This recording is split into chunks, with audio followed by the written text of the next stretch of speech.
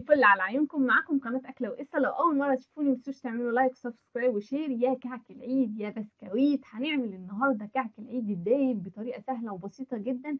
هنعمله على البارد بالخميرة والبيكنج باودر. أحلى كعك عيد ممكن تدوقيه، هيطلع معاكي دايب وجميل. يلا بينا نفتح واحدة ونشوفها.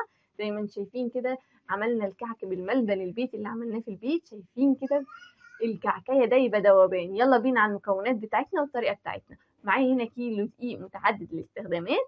نخلت الدقيق، والخطوه دي مهمه جدا، لازم ندخل الدقيق عشان ندخل فيه هواء. بعد كده نزلت عليه برشه من الملح واربع معالق من السمسم. السمسم اللي انا مستخدماه ده مش متحمص، ده سمسم لونه احمر. تقدري تستخدمي نوع السمسم اللي انت حباه. عايزه تستخدمي سمسم ابيض مفيش اي مشكله. ربع معلقه من ريحه الكعك. وهقول لك على المكونات بتاعته لو انت في مكان ما تقدريش تجيبي منه ريحه الكعك، هقول لك تقدري تعمليه في البيت بكل سهوله. وثلاث معالق صغيرين ممسوحين من البيكنج باودر. ويا دوبك قلبت الدقيق مع بعض وسبته على جنب. يجي هنا معايا هنا كوبايه من اللبن، نزلت عليها بمعلقتين صغيرين ممسوحين من الخميره. هكتب لكم كل المقادير في صندوق الوصف تحت. زي ما انتم شايفين كده قلبته مع بعض وركنته على جنب. نجيب بقى العجان بتاعنا، المضرب الكهربائي. تقدري تعجني على ايدك الطريقه اللي تحبيها. معايا هنا 550 جرام من السمنه الساقعه البارده. ونزلت عليهم بتلت كوب من السكر البودره، يعني ازيد شويه من الربع واقل حبه من النص. وبدات اضربهم مع بعض. هنفضل نضربهم مع بعض لحد ما لونهم يبيض جدا. زي ما شايفين لون السمنه افتحها خالص. هنبدا بقى ايه؟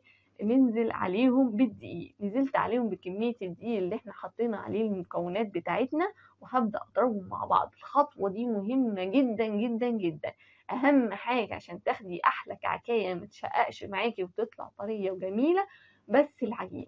هتعجني على ايدك، ما تفضلي تبسي في العجينة كده وتدخلي السمنة في الدقيق لمدة تلت ساعة. هتعجنيها في العجين زي ما انا عاملة، ما تقلليش عن 10 دقايق. تعرفي ازاي بقى ان العجينه بتاعتك ناجحه وان البث بتاعها بقى تمام؟ هتلاقي كل قطعه دقيق كده اخدت من السمنه ومسكت في بعضها وبدات تفصل عن البوله وبقت عجينه وبدات تتكون مع بعض. زي ما انتم شايفين كده مسكت على الخطاف بتاعي وبدات تبقى عجينه كامله.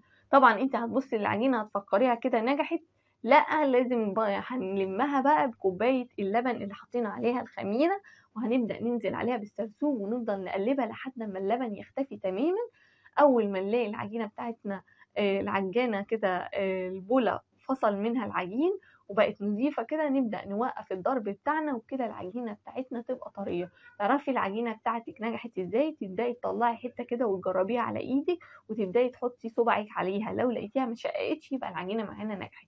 اهم حاجه في خطوات نجاح العجينه وانت شغاله ان انت تغطي العجين طول ما انت شغاله عشان ما ينشفش معاكي. انا عايزه اعمل الكعكايه كده تبقى قطع صغيره بتدوب في البق وكلها مقاس واحد.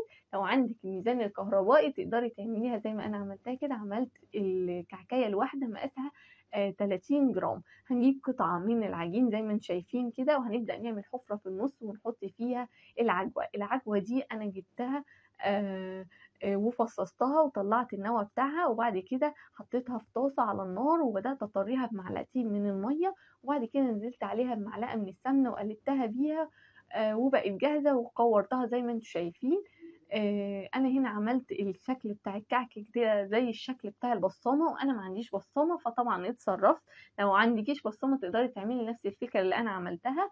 بجيب الشاكوش بتاع البفتيك ده وهتلاقي كده في ناحية فيها خطوط عرض كده. هنبدأ نحطه عليها كده واحدة الناحية دي وبعدين نحركها ونحط الناحية التانية يبقوا عكس بعض يديك الشكل بتاع البصامة بالظبط.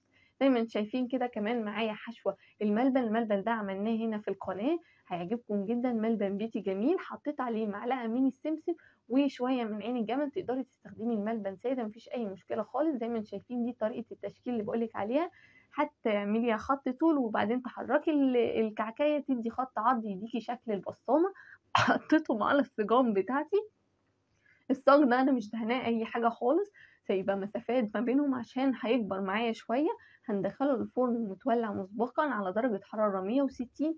يا دوبك بياخد لون من تحت. تقدري تولعي عليه الشوايه بس ياخد لون بسيط او تستكفي بلونه. الكعك ما بياخدش لون من فوق، بيطلع لونه ابيض وجميل.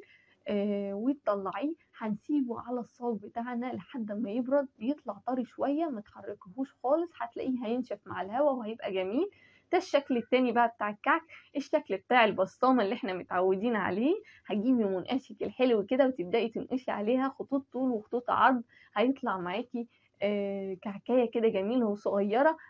وريتك الشكل في اول الفيديو، كمان هوريهولك في اخر الفيديو. بيطلع ده شكل وده شكل، بيطلع جميل جدا زي ما انتم شايفين كده. انا رشيت عليه السكر. كل سنه وانتم طيبين وعيد سعيد عليكم. طلعت الوصفه جميله وطلع دايب، جربوه على ضمانتي، وفي انتظار ارائكم وتعليقاتكم. وده الشكل بتاع المنقاش، طلع معايا مظبوط وجميل. يا رب الوصفه تكون عجبتكم. انتظروني في وصفات اخرى. باي باي.